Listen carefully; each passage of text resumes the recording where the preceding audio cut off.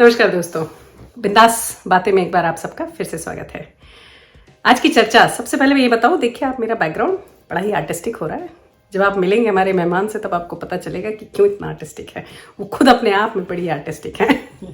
चलिए आपको इंट्रोड्यूस कराती हूँ। शायद मैंने एक बार दो बार पहले मेंशन किया होगा, एक मेरी बहुत खास मित्र हैं जिनका नाम है शैलजा चंद्र। और कुछ समय पहले उन्होंने एक किताब लिखी है गुलजार पे, और गुलजार के काम पे खास करके। तो आज मौका मिला है कि मैं उनसे उस बारे में कुछ चर्चा करूं, तो उनको मैंने अपने चैनल पे इनवाइट किया है। तो आप सबसे मैं इंट्रोड्यूस कराना चाहूंगी मेरी खास दोस्त शैलजा चंद्र को। अब मैं कैमरा पीछे ले जा रही हूँ। लीजिए आप आइए। तो मिलिए, ये है शैलजा चंद्र, और इन्होंने जो किताब लिखी है उसका भी मैं कवर आपको दिखा दूं। ये देखिए, ये किताब है, बहुत खास किताब है। इसको मैंने, शैलजा तुम्हें बताऊं, पहले पढ़ा था, कोशिश करी थी, 3-4 चैप्टर पढ़ा था ट्रेन में आते जाते ऑफिस में। और मुझे तो यही बहुत अच्छा लगा सुन के, ट्रेन में आते जाते ऑफिस में हाथ में शैलजा की किताब पढ़ने 4 चैप्टर तक पढ़ा। उसके बाद लॉकडाउन हो गया, घर पे आ गए हम लोग। फिर ट्रेनिंग में मेरी कोई गलती नहीं, तुम्हारी कोई गलती नहीं। फिर वो डिले हो गया। फिर जब ये डिसाइड हुआ कि अब तुमसे बात करनी है, इस बारे में चर्चा करनी है, तो मैंने बैठ के फिर से पढ़ी। मजबूरी कहो या जो कहो, पढ़ी। मजबूरी स्टार्ट में मजबूरी कहूंगी, लेकिन दोबारा जब मैंने पढ़ा तो मुझे ज्यादा मजा आया। अच्छा। और पता नहीं तुम्हारे बाकी इंटरव्यूज कैसे हुए या लोगों ने क्या बातें की, क्योंकि मैंने कोई इंटरव्यू देखा नहीं है तुम्हारा। आज मैंने पहले भी तुम्हें बताया, क्योंकि मैं चाहती नहीं थी किसी चीज से मैं इन्फ्लुएंस हूँ। पर मैंने जब अपने आप में ये किताब पढ़ी तो मुझे बड़ा मजा आया। तो मैंने सोचा चलो अनटच्ड मैं पूछूं कुछ चीजें तुमसे, और फिर देखो तुम्हारे जवाब क्या है। क्या बात है, मुझे भी मजा आएगा, आई एम श्योर। बिकॉज पहले तो बहुत बहुत शुक्रिया अपने चैनल पे बुलाने का। और ये फिर से वही है, थोड़ी बहुत गप्पे शप्पे वाली कहानी है, बीच पे किताब की भी बातें हो जाएंगी। बट क्रिसमस का एटमॉस्फेयर है, तो we thought we will just celebrate and spend an evening together. That's true. ये बहुत क्रिएटिव है। आप देखिए इनका, मेरे बैकग्राउंड में जो पेड़ पौधे होते हैं सब नकली होते हैं, इनके सब असली हैं बाय द वे। आज क्यों बताया नकली होते हैं? सच्चाई में ही जवानी है, सच्चाई में ही सब कुछ है। ये सब असली पौधे हैं, हमारे यहाँ सब नकली होते हैं। तो ये जो इन्होंने गुलजार पे लिखी है, इसके बारे में हम कुछ बातें करना चाहेंगे बहुत खास करके। मैंने इनको कुछ, जब इनिशियल पढ़ा था तो मैंने इनको बोला भी था कि तुम्हारी किताब कुछ कुंजी टाइप की, जैसे हम एग्जाम में जब आंसर्स लिखते हैं तो उसके क्वेश्चंस के आंसर्स होते हैं किताब में, उससे हम रट के जाते हैं। ये वो उस टाइप का कुछ है कि जो लोग ज्यादा कुछ बहुत ज्यादा लिटरेरी काम पढ़ते नहीं, जैसे हमारे लोग तुम्हारे जैसे नहीं, हमारे जैसे लोग, उनके लिए बड़ा अच्छा गाइड है कि आप पढ़ लो तो गुलजार में किया क्या है जीवन में, थोड़ा सा पता चल जाता है। ऑफ कोर्स ये पूरा काम नहीं है उनका, इन्होंने कुछ ही चीजों में। तो पहले तो आप यही बताइए कि ये जो आपने किताब लिखी है, ये गुलजार के खास करके किसी खास चीजों पर है, या कि it's like on a very vast scale? Both in a way, but अगर मैं कहूँ कि यही 9 थीम्स हैं और यही रहेंगे, ऐसा नहीं है। हो सकता है क्या होना चाहिए इसमें, और थीम्स ऐड होनी चाहिए। Correct. मेरे खुद ही जो मैंने रिसर्च करी थी उसमें ही कई टॉपिक्स ऐसे और बन रहे थे जो कि चैप्टर नंबर 10, 11, 12 हो सकते थे। लेकिन एक तो मुझे जो जिस तरह का काम करना था इन 9 थीम्स पे ज्यादा मजा भी आ रहा था, ज्यादा उसमें मुझे रस मिल रहा था, और ज्यादा क्या कहूँ कि it was coming together nicely these 9 themes. लेकिन मुझे लगता है इस किताब का एक सेकेंड एडिशन तो होना ही चाहिए, कोई सवाल ही नहीं। इससे और एक चीज की, जैसे जो जिन चीजों को आपने रेफर किया, जिन किताबों को, that would not be the only books that Gulzar has written, right? तो आर दीज स्पेसिफिक थिंग्स कि तुमने ये चीज तुम्हें अट्रैक्ट, क्योंकि बहुत सारी चीजें जब मैं पढ़ रही थी तो दे वर रेफरेंस टू पर्टिकुलर बुक्स, है ना, वो खास करके ही तुमने, तो वो उनको क्यों चुना? लेकिन जो डिफरेंट बुक्स है ना, ऐसा नहीं है कि अगर मैंने सपोज लिखा है गुलजार साहब के व्यूज ऑन रिलीजन और लव और रिलेशनशिप, ऐसा नहीं है कि एक ही बुक उनकी डेडिकेटेड है। तो उनकी किताबों को मैंने पूरा टैग किया था, लाल पीली नीली कर दिया था अपने टॉपिक्स के हिसाब से, और इस तरह से वो क्रॉस रेफर्ड है। राइट। लेकिन बात आती है कि मैंने कितना उनका पढ़ा है, तो किसी और ने मुझसे सवाल पूछा था। देखो मैंने किसी का सुना नहीं, मैं अपनी तरफ से पूछ रही हूँ। तो मैंने तो जितनी भी किताबें मेरे पास थी उन सब को पढ़ा, टैग किया, उसको कलर किया, रिसर्च करनी शुरू करी। एक बार मेरी गुलजार साहब से बात हो रही थी और एक आर्टिकल मैंने उन्हें भेजा था और लकीली ही was able to spend time reading it. It was much before the book came along, like the compilation happened. तो इंदौर में थे और फोन आया उनका, तो बोले मैंने अभी तुम्हारा आर्टिकल पढ़ा and then we had a very interesting discussion. It's the first chapter उस बारे में था। तो कुछ बात हो रही थी तो मैंने कहा सर एक पोएम है उसका मुझे रेफरेंस नहीं मिल रहा। He said, अच्छा तुम्हारे पास वो नहीं है? मैंने कहा नहीं मेरे पास वो भी नहीं है, ऐसा कुछ मुझे 2-3 मिसिंग थी किताबें। तो बोले तुम ऐसा करो सारी मुझे अपनी लिस्ट भेज दो कि तुम्हारे पास कौन कौन सी हैं, then I'll send you the ones that you don't have so that you have everything that you need for the research. So then I did that and then I got a good book का पूरा वो आया मेरे पास post में, and then some of the missing books that I had picked up some of the poems from those books from elsewhere. Internet से मिल गया होगा या किसी ने कभी कहीं कोट कर दिया, but I used to think ये कहाँ है, ये मुझे मिल क्यों नहीं रही। Then I asked someone, तो उन्होंने कहा एक कलेक्शन है उसका नाम है 15-5-75, उसका रेफरेंस पता नहीं किसी और दिन बात करेंगे। तो किताब का रेफरेंस है 15-5-75। तो मैंने उनसे बोला कि मेरे पास वो भी नहीं है। So then he said some of those. वाह क्या बात है। So that's how I think I can very confidently say कि I have almost all of his work. Very nice. तो तुमने बहुत अच्छा कंसाइज करके जो तुमने टॉपिक्स लिए हैं उन चैप्टर्स के बारे में भी अलग अलग बात करेंगे। They have come out really well. तो सबसे पहले मैंने एक चीज देखी थी, नोटिस करी कि प्रीफेस में तुमने एक चीज लिखी हुई है कि जब लोग जिंदगी के उस दौर पे होते हैं कि पता नहीं चलता कि अब क्या है अंत और क्या कहाँ खड़े हैं। Yes, correct. So you said what do you say, private rivers of pain and longings and the pointlessness of everything, right? तो ये क्या जब तुमने किताब लिखने का विचार आया तब कुछ ऐसे विचार दौड़ रहे थे क्या दिमाग में? हाँ, मेरे ख्याल से सभी के दौड़ते हैं, अलग अलग टाइम पे दौड़ते हैं ना। तो मेरा मुझे लगता है 2012 के अराउंड ये काफी स्ट्रांगली दौड़ रहे थे। कॉर्पोरेट लाइफ की 9 to 5 की बिजीनेस की वजह से भी, कुछ और भी एक्सपीरियंसेस जिंदगी में ऐसे हुए, कुछ चीजें जो आप हमेशा सोचते हैं कि ये शाश्वत रहेंगी, इटर्नल रहेंगी, जब वो चेंज होने लगती हैं तो आपको लगता है okay what's going on. So that was that kind of a turning point for me to question my ways of thinking, my perspectives, and sort of think about recalibrating them. जो भी आपके relationships होते हैं दुनिया से, दुनियादारी जिसे कहते हैं, माया, I think I was just probably just becoming very, very aware of what am I doing with myself, with my time, with my work. क्यों, किस लिए? हाँ, just trying to find, जैसे हम भी बात कर रहे थे, like you're at that stage now where you're thinking what can I do with my work which is meaningful and all that. So wo, I think it was a quest to assign more meaning to my existence, the way I am thinking, the whatever I'm doing with my time. तो ये वो question था जो चल रहा था, but I was still doing the 9 to 5, but I had sort of cut down on my work because I thought I have to write, I have to spend time with the book. But still, the balance wasn't happening. Then I thought, okay, let me just resign. And I resigned, and that was the only way. क्योंकि ये तो है, चाहते तो बहुत कुछ है करना, बहुत में वो मौका तुम ले पाई, बहुत बड़ी बात है। Hats off to you. दे भी पाए ना मुझे मेरे समित। हाँ, वो तो hats off to him. वो तो है ही। देखो समित का तो जो कंट्रीब्यूशन, समित आपको बता दें, इनके बॉस साहब कहूंगी कि बेटर आप तो लड़कियां कहलाती हैं, तो इनके हस्बैंड बहुत ही उम्दा इंसान है। उनसे हम कंपेयर नहीं करते किसी हस्बैंड को, क्योंकि टाइम वेस्ट है, टोटल टाइम वेस्ट। अगर मैं करने लगूंगी तो मेरा जीना मुश्किल हो जाएगा। तो मैं सोचूंगी कहाँ फंस गई, शायद कल ही डिवोर्स दे दूं, इसलिए साइड में रखते हैं उनको। तो ऐसे में आपको हमेशा कोई एक गाइडिंग गाइडेंस, सुपरवाइजिंग चाहिए, कोई तो मेंटोर चाहिए। तो मैं यही कहती हूँ कि गुलजार साहब बिकेम माय गाइडिंग। तुम्हें भी उस समय जो तुम्हें लाइट दिखी वो गुलजार में मिली। हाँ, और 2012 में ही मैं उनसे पहली बार मिली भी। तो number of things came together. So उनसे मुलाकात हुई, मुलाकात वाले इंटरव्यू भी एक्चुअली YouTube पे है। तो उस मुलाकात में भी हमने उनकी, वो इंटरव्यू मैंने पढ़ा तुम्हारा पीछे इसमें, नहीं ये तो 2019 वाला है, पर एक YouTube में है। तो उसमें बात जिंदगी की हुई, उसमें उनकी कोई स्पेसिफिक गाने की नहीं हुई, कुछ ऐसा नहीं।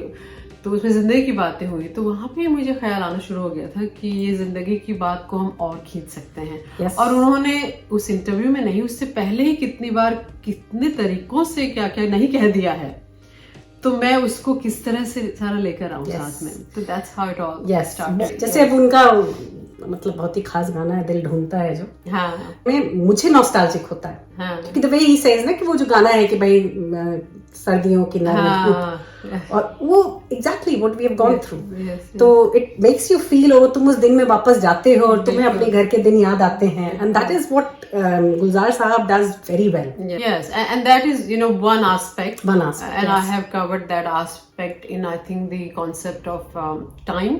Yes. Time में किया है, शायद कहीं और भी किया हो. And I said to him कि if nostalgia could write, it will write like you.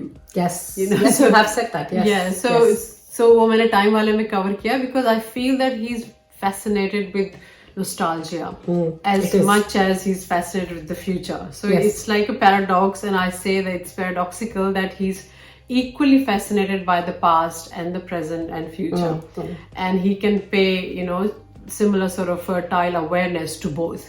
And that's what brings, you know, जो तुम कह रही हो कि हमें फील होने लगता है, वो इसीलिए है कि वो दोनों चीजों को एक साथ ला पाते हैं, टाइम की वो डिमेंशंस को. तो यह नॉस्टैल्जिया वाले मैंने वो बात करी थी.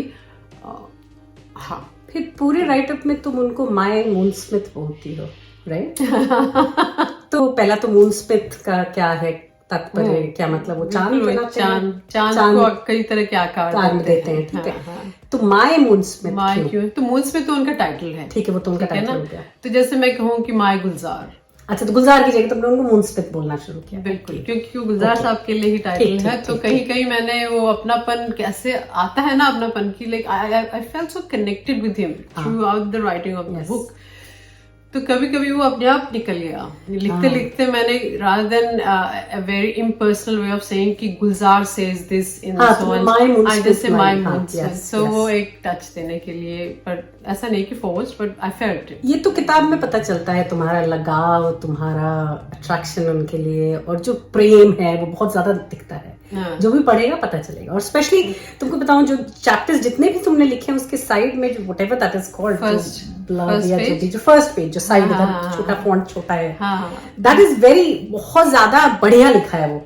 उसको पढ़ने के बाद इसको पढ़ने में ज्यादा मजा आता है. वो कॉन्टेक्स्ट सेटिंग है. और उसके सच बताऊं तो कितनी बार सोचा मैंने कि ये रखूं कि निकालूं, क्योंकि I didn't want to take the focus away from Gulzar साहब्स work. But this was, you know, my connection point. Yes. It actually connects really well. So that's good to hear. I would say that, yes. एक चीज मैंने तुम्हारे preface में पढ़ी, या कि one of the chapters, या स्टार्ट पता नहीं कहाँ पढ़ी. अब तो ये सब मिंगल हो रहा है मेरा कि कहाँ क्या पढ़ी. Doesn't matter. कि the Shiva Dream. इसका थोड़ा बताओ, ये मुझे बहुत इंटरेस्टिंग लगा कि ये तुम्हें कैसे अभी भी आते हैं या नहीं. It was just one off dream. Okay, it was a one off dream. ओह, मुझे ऐसा लगा कि ऐसे ड्रीम तुम्हें कॉन्स्टेंटली आते हैं. नहीं, it was just one off dream, but I could never forget that. और उसकी फील भी ऐसी नहीं थी जैसे मैंने लिखा भी है कि it was more like कि he was my playmate. हाँ, that's even more interesting. हैं, दोनों बैठे हुए खेल रहे हैं, पतंग टूट रही है, वो जोड़ रहे हैं. मतलब for a long time I thought I was special. Oh, definitely, कुछ तो है. Yeah, so I think I've written that as well. For a long time, I thought, you know, everything, this world is actually a stage for me. You know, I am the center. Definitely, कुछ तो था. Character of this. वो छोटे बचपन की बात है, तो कुछ लगता था कि I am special.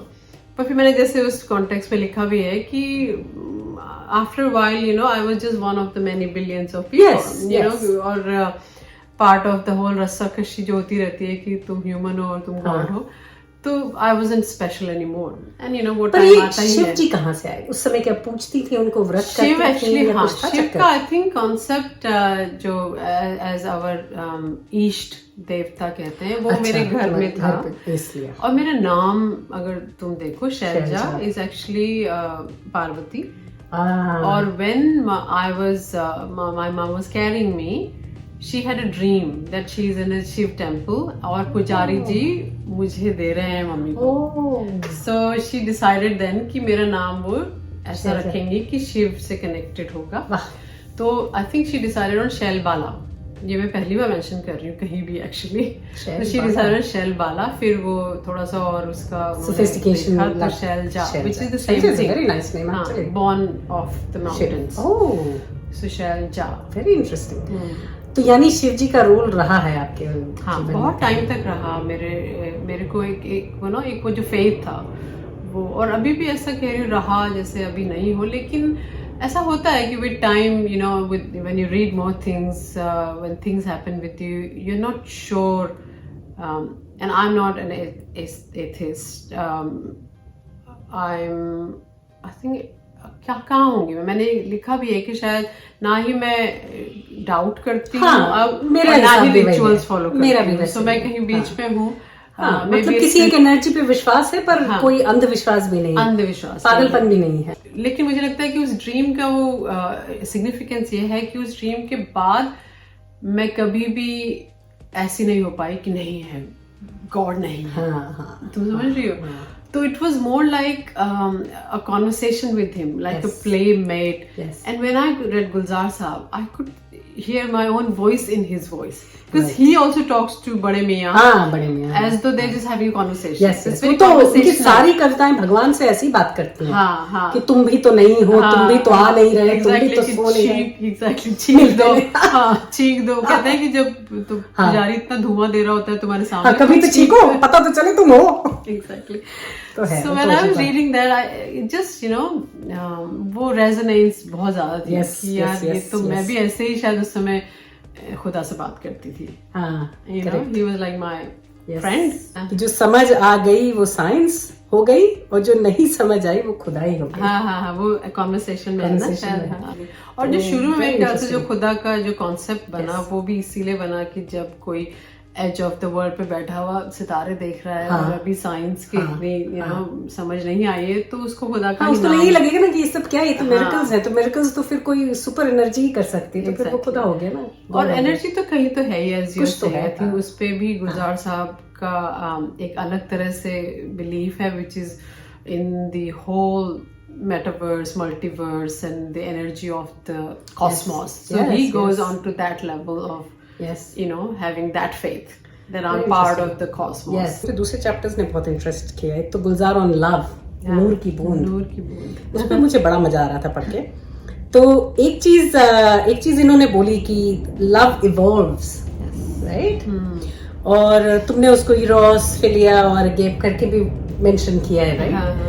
तो मैं ये जानना चाहती थी कि जो इवॉल्व्स तुम्हारी पर्सनल लाइफ या अराउंड यू, तुम्हारा क्या एक्सपीरियंस ऐसा ही रहा है? Is that relatable to you? Like, do you think your love also evolves? Like, absolutely, and I think I tried to explain it in that वो जो शुरू का तुमने कहा था ना, जो छोटे फॉन्ट वाला है, yes. वहाँ पे मैं अपने ही एक्सपीरियंस की भी बात कर रही हूँ, लेकिन उसको मैं एक स्टोरी के फॉर्म में बता रही थी कि when I tried to write the story, the beginnings are hypnotic, you know, it's like वो वाला love बिल्कुल जो होता है, passionate love, जो पागलपन वाला, और एंड भी ट्रेजिक हो सकता है या हैप्पी हो सकता है, वो भी काफी हाई होते हो आप, लेकिन बीच में बहुत कुछ होता है जो मैं स्ट्रगल कर रही थी उस स्टोरी में लिखने में, कि how to keep the same excitement और सेम ट्रेजेडी और drama throughout, and then I realise कि this is what how every love story evolves. The beginnings and the ends, if there is an end, are always exciting, dramatic, passionate, tragic, and all that.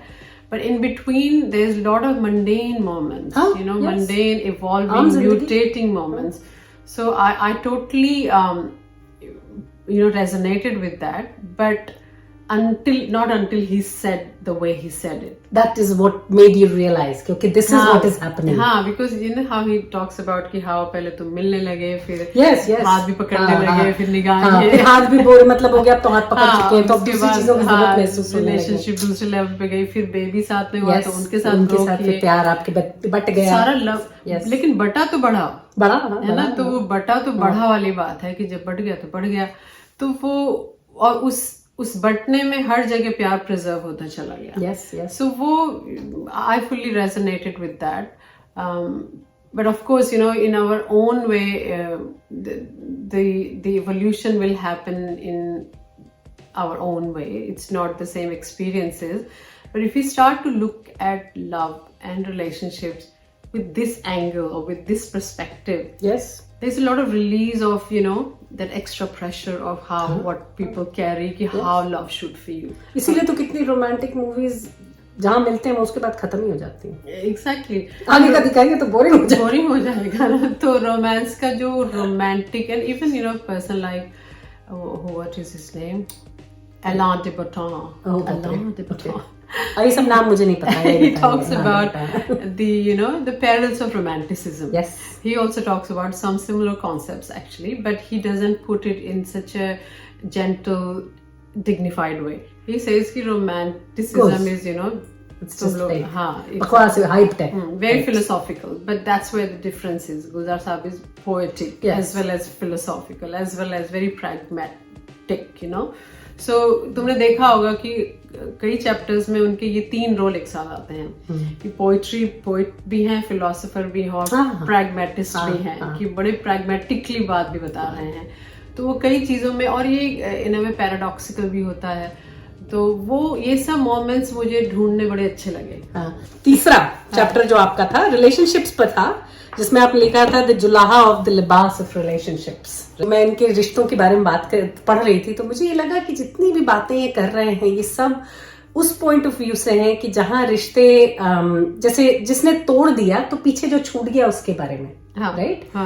कभी उस point of view से नहीं हुआ कि जो तोड़ के चला गया उसको क्या लगा उस रिश्ते में. कहीं तो सड़ गए होंगे ना वो रिश्ते.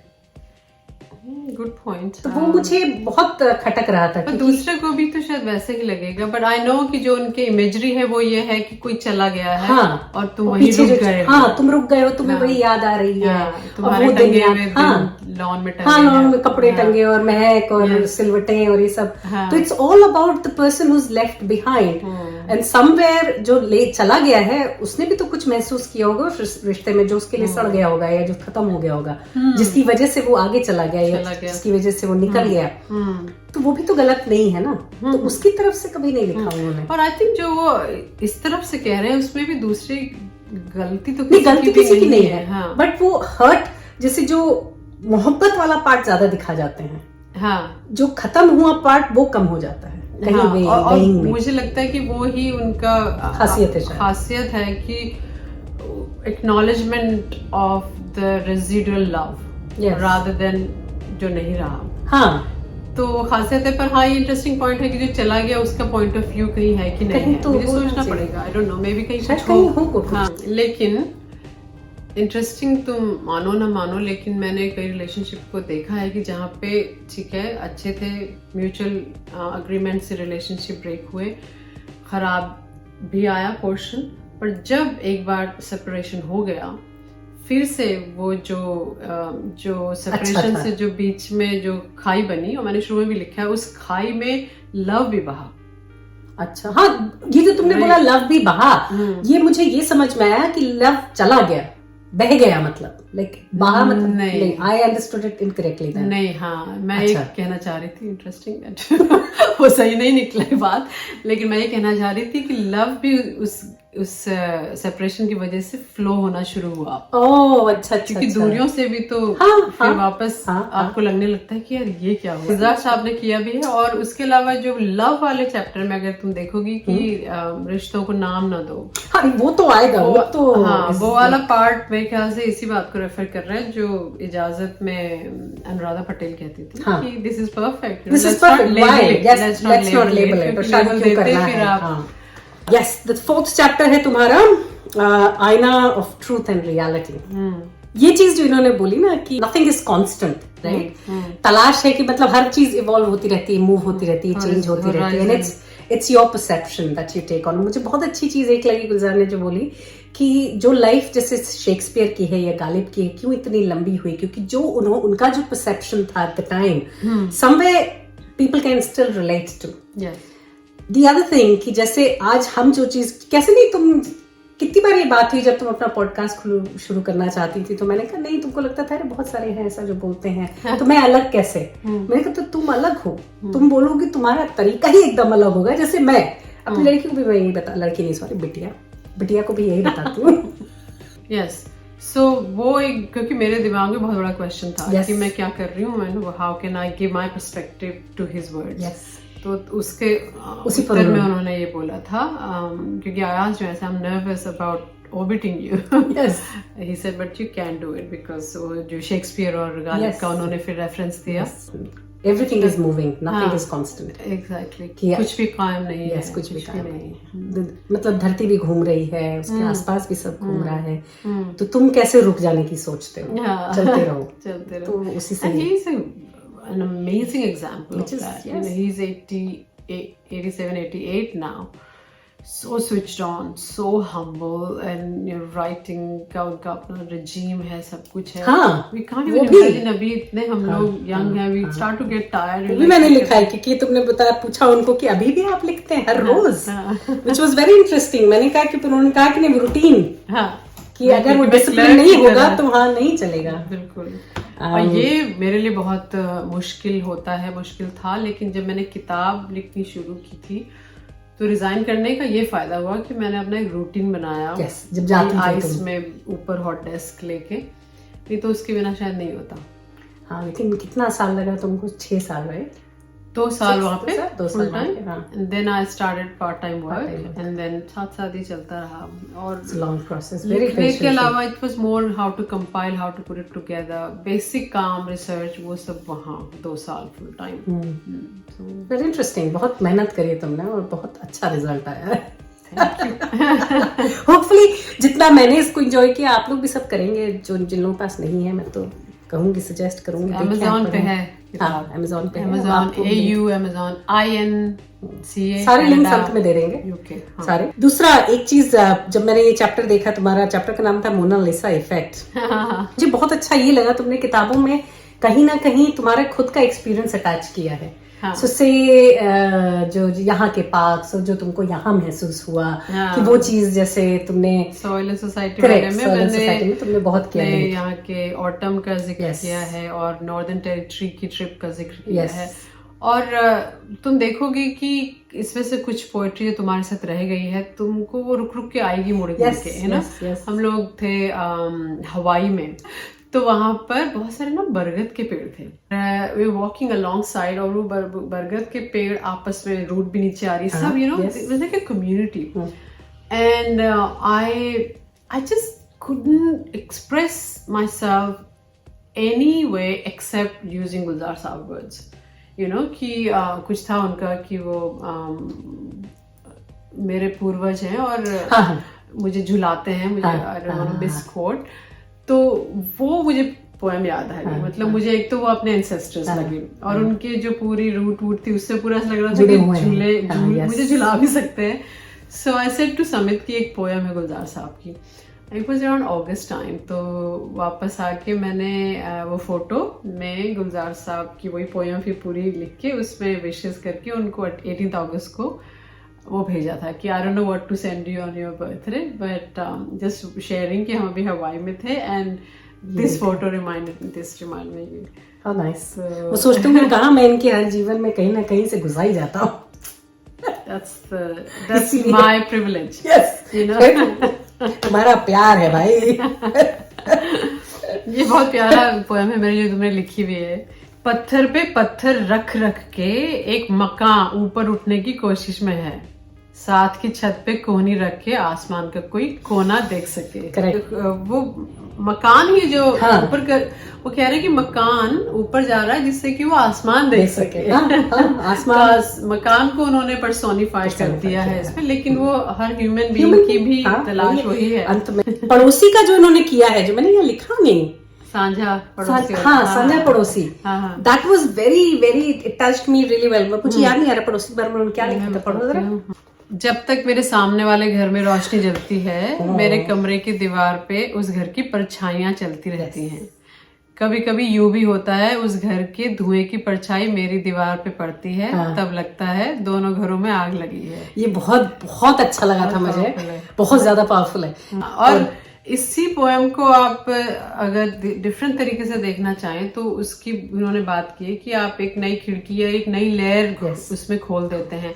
तो इसमें उन्होंने शेयर्ड एग्जिस्टेंस की बात Shared की है। existence, yes. तो अगर आप इसको इंडिया पाकिस्तान के इसमें हाँ, भी जोड़ सकते हैं, उन्होंने ये उन्होंने पाकिस्तान की लिखा है, कितनी पर बड़ी बात मैं करी ये है, कह रही हूँ हाँ। कि जो भी जो भी हमारे पड़ोसी जिस भी चीज से गुजर रहे हैं, हम उनसे जुदा नहीं है। एक सेम एक्सपीरियंस है। Exactly. और वही चीज इट वाज वेरी नाइस। तो मंडेन तो बहुत कुछ है। एक जो मुझे बहुत खूबसूरत लगता है वो ये लगता है कि दरवाजे के नीचे से जब धूप आती है ना, हाँ, तो रोशनी तो जो एक नीचे से ऐसे बनता है ना, हाँ। तो उन्होंने उसमें लिखा है कि वो सूरज मतलब दरवाजे के नीचे से एक वो डाल गया है पुर्जा, हाँ, लिखा है, राइट, जिससे कि ताकि सनद रहे कि मतलब मैं भी था। मैं भी हूँ, So that's a mundane moment। ठीक है, तो इसमें मैं बात कर रही हूँ कि मरने के बाद ही मैं डिसॉल्विंग द इन्फ्लुएंस, कैसे हम लोग, जैसे तुम्हें मैं कहूँ मनी, अगर तुम्हें आई डोंट नो बच्चों के बारे में बात करनी है और तुम 5 साल तक ये पॉडकास्ट कर रही हो, तो हमेशा शायद वही पर्सपेक्टिव वही चीज लेके राइट, मोर और लेस। yes. हम लोग अपने पर्सपेक्टिव्स को अबैंडन करके नए बहुत ही रेयरली पिक करते हैं। तो वो कहते हैं क्रिएटिविटी में वो बहुत जरूरी है कि तुम अपनी जो लव्ड नॉलेज है या पर्सपेक्टिव उसको छोड़ो, आगे बढ़ो। तो उस पे वो कहते हैं कि मरने से पहले कोई नज्म नहीं होती कभी दोस्त, मरने के बाद ही करता हूँ मैं हर नज्म हमेशा। मरने का मतलब है वो अबैंडनिंग द लव नॉलेज। तो उस बात पे मैं बात कर रही हूँ कि वो किस तरह से कंसियंशियसली होल्ड करते हैं थॉट को। यस, कि मुझे ये नहीं देखना कि मैंने पहले इस मूवमेंट को कैसे डिस्क्राइब किया है, हाँ। एकदम नए तरीके से कैसे मैं उसी एक मंडेन मोमेंट को डिस्क्राइब कर सकता हूँ, एक ही चीज को किस अलग अलग तरीके से। हाँ, तो एक ये है, बहुत बिजार सी है ये पोयम। सब लोगों को शायद ये ऐसे लगेगी मेरी फेवरेट है, मुझे बहुत अच्छी लगती है इस पॉइंट ऑफ व्यू से। उससे कहना कोड है, तो कोई कह रहा है ये, उससे कहना इतना कहा और गर्दन नीची करके देर तलक वो पैर के अंगूठे से मिट्टी खोद खोद के बाद का बीज था शायद, ढूंढ रही थी। देर तलक खामोश रही, नाक से सिसकी पहुंच के आखिर गर्दन को कंधे पे डाल के बोली बस इतना कह देना। I read this was Pluto. It came in 2016, I think. I read this when I go, what am I feeling? Like I had to really flag it there and there. It's about nothing. It's nothing. It's not about love, time, relation. कुछ नहीं है। मेरे जो existential जो themes हैं, उनमें से सब कुछ भी है और कुछ ऐसा specific नहीं है। It's just a mundane moment. वो अंगूठे की मिट्टी से खोद के बाद का बीज निकाल रही है। Correct. How beautiful is that imagery? And then next भी मैंने उसी page Pluto 2543 उस दिन की तो बात है, मेरा छोटा बेटा पिछले किसी बरस की दिवाली का छोटा एक अनार उठा लाया था। ये मुझे भी बहुत अच्छा लगा था, अनार वाला। पूरा पढ़ो। मुझे लगता है किसने लिख दिया, हम सबको ये फीलिंग आती है, राइट? ये गूज़बम्प्स देते हैं। ये जो लाइंस है तीसरी 3 पढ़ो, फिर से पढ़ दो एक बार। उस दिन की तो बात है, मेरा छोटा बेटा पिछले किसी बरस की दिवाली का छोटा एक अनार उठा लाया था। बेमौका बेमौसम जब वो जल रहा था, कितना सोना लगा था आंगन। कितने बरसों बाद तुम्हारा बेमौसम एक खत पहुंचा है। अरे बाप रे। तुमने वक्त की मौज में कुछ भी कायम नहीं है, रेजिलियंस के बारे में बहुत बात करी है। ये मुझे बहुत अच्छा लगा। वे ही सेज कि एवरी मोमेंट, मैंने तो इंग्लिश में शायद लिख दिया, पता नहीं उन्होंने हिंदी में लिखा है। इस पर ये वाली लाइन इंग्लिश में है, every moment is pregnant with time. कि एवरी, क्योंकि हर मोमेंट में दूसरा मोमेंट छिपा है, और पिछला भी एंड ही कॉल्स इट पिलपिले लम्हे, राइट? और जो कई बार लगता है आपको कि हाँ कहना आसान है, करना मुश्किल है, बट जो गुलजार साहब कह रहे हैं ना, अगर वो ये खुद नहीं कर रहे होते तो ये नहीं लिख पाते जो हम कह रहे हैं। कैसे लिखा उन्होंने, वो ऐसे ही लिखा कि वो जिंदगी के हर पल को छू रही है उनके एंटीना को, उसको कहीं ना कहीं उतार रहे हैं। तो ये मुझे क्वेश्चन आ रहा था कि वाई ऐसा क्यों होता है कि हम लोग जो बीत चुका है उसको उसी को ढूंढते रहते हैं, जो प्रेजेंट है उसको एंजॉय नहीं कर पाते। बट समहाउ जो प्रेसिपिटेट होके जो इसेंस रह गया वो तुम्हारे साथ, वो पॉजिटिव रहा होगा, इसलिए वो दिन थे। शायद, या खराब हो गया तो बुरे दिन थे, जो भी है वो कहीं ना कहीं तो प्रेसिपिटेट हो रहा है हमारे, कहीं तो कुछ तो हो ही रहा है। क्योंकि हमेशा हम पिछली बातों को ही खोजते रहते हैं। वही दिन उन्होंने भी कहा है ना, जैसे तुमने उन्होंने एक जगह और भी कहा था कि अपने माजी से मिला जाए, ऐसा हमेशा लगता रहता है। क्यों हमेशा, उसी को मैंने पूछा कि क्यों, वाई माजी ऑल द टाइम, क्यों ऐसा नहीं होता कि हम प्रेजेंट में ही खुश रह लें और हाँ पास्ट को भी उतना ही अच्छी तरह से याद करें, दैट्स फाइन, वहाँ रहे ना। हाँ पर हम ढूंढते रहते हैं कि अरे यार वो गर्मी के दिन, वो सर्दियों की रातें, क्या है यार वो मुझे थोड़ा विचित्र लगता है, पर है, पर it is a होता है। fact. एंड आई थिंक अगर आप स्टोइक थिंकिंग को सोचें, जो सारे हमारे बुद्धा से लेके ओशो से लेके सभी लोग बात करते हैं, they want to bring you to this present. Moment, Yes, to this yes, present. yes. क्योंकि गुलजार साहब भी कहते हैं कि वो तुम एंटीना से पकड़ोगे जिंदगी कैसे, पता लगा तुम पास्ट में नॉस्टैल्जिया में ही रहते रह गए तो फिर Present को जिए enjoy- नहीं ना। हाँ, correct. लेकिन पास्ट को भूलना भी भूलो मत। में नहीं है, जैसे तुमने कहा कि it's there, It's there and enjoy that as well. Sweet feeling is there. But ऐसा नहीं होना चाहिए कि हम आज को ना जी के आगे जाके फिर इसको याद करें कि अरे यार वो दिन है यार, अभी तो जी लो जरूरी इसको पास्ट करके जीना। आपका 7th चैप्टर है आवाज की एक बूंद। Oh this was very good. ये मुझे मतलब ऐसे देखा जाए तो मैंने रियलाइज कभी नहीं किया, पर जो 5 सेंसेस हैं तुम्हारे और जो उन्होंने जिस तरह से वो मिंगल करते हैं उसको ओवरलैपिंग, और तुमने क्या उसको बहुत ही सिनेस्थीसिया, राइट? मैंने ये जैसे मोनालिसा इफेक्ट है वो Yes. भी एक मेरी थ्योरी है। Yes. It's not true, you know, तुमने this is- रिलेट कर ली तो Yes. कर ली। अब ये भी एक थ्योरी थी जो मैंने दिस प्रोजेक्ट इज करी ट्रू, है। This is true. हाँ ये होती है, हाँ. लेकिन it's a neurological yes condition. It is a condition. But Gulzar साहब उसको पोइटिकली नो बट पोएम में कितना Present कर सटीक रहे हैं, नहीं, हाँ. और जब वो बोलते हैं तो तुम महसूस करते हो। और जो मेरा भी काफी फेवरेट है, जैसे है ना, दिल में ऐसे ठहर गए हैं गम जैसे जंगल में शाम के साए। हाँ. ऐसा होता है definitely, कई बार, जो definitely. ना आप हटा नहीं हाँ. सकते, but it's like वो जंगल में शाम के डिप्रेशन साए, is like that, like that. It So is like the way he puts dark. words to something like that, yes आंखों और कानों में कुछ सन्नाटे से भर जाते हैं। क्या तुमने उड़ती देखी है रेत कभी तन्हाई की? ये chapter was very interesting for me because I really liked it. उन्होंने जिस तरीके से चीजें, और ये ऑफ कोर्स ये जो लाइन है हमने देखी है उन आंखों की महकती खुशबू, ये तो है ही गजब। ये this was the turning point on so many levels ना। Yes, हाथ जो को तुम्हारी छू के आंखों की ऐसे- चाप वाली में भी जैसे ये भी तुम्हारे हाथ क्यों इस कदर खामोश रहते हैं। Yes oh my I God, talk with my hands. हाँ कितना अच्छा लिखा है वो। ये पूरी कविता जो यहाँ पे ये वही अलग लगी अलग ना? है सारी। हाँ, ये बहुत अच्छा है, the whole all of them are very good. पीछे पीछे आती तेरी 2 आंखों की चाप सुनाई देती। वैसे सभी चैप्टर्स इंटरेस्टिंग है। नज़्मों के टांके, क्रिएटिव प्रोसेस पे जो था उनके, हाँ ये जो उन्होंने बोला था इस पे हम लोग पहले भी बात कर चुके हैं एक्चुअली, कि थोड़ा वो बहुत। कैसे आपको ओरिजिनल हो जाता है when you put your twist to it, your feel on your it. Own हाँ पर्सपेक्टिव, योर ओन पर्सपेक्टिव। तो उससे दैट मेक्स इट ओरिजिनल। वो मैंने बताया ना कि मैं भी That's वही right. करती हूँ। मैं तो To reach. गुलजार साहब ने इतना भयंकर कॉम्प्लीमेंट दिया। हाँ, इसको भी मेंशन करना चाहिए। बेस्ट वर्क्स पढ़ो, क्या लिखा था उन्होंने, क्या बोला है? I have passed through this surgery a number of times. Mostly it has been skin deep only.